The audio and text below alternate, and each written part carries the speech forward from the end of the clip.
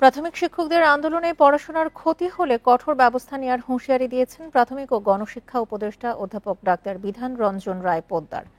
দুপুরে খুলনায় আয়োজিত প্রাথমিক শিক্ষার গুণগত মান উন্নয়নে শিক্ষা সংশ্লিষ্ট অংশীজনের ভূমিকা শীর্ষক মতবিনিময় সভায় একথা বলেন তিনি।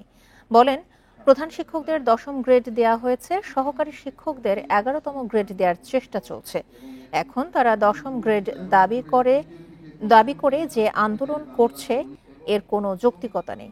আন্দোলনরত শিক্ষকদের ক্লাসে ফিরে যাওয়ার আহ্বান গণশিক্ষা উপদেষ্টার।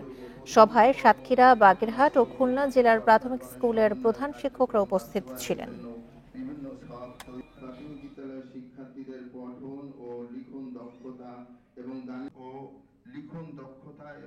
প্রধান শিক্ষকদের 10ম গ্রেড দিয়েছি এবং তাদের জন্য, সহকারীদের জন্য আমরা 11 গ্রেডের জন্য অনবরত চেষ্টা করে যাচ্ছি।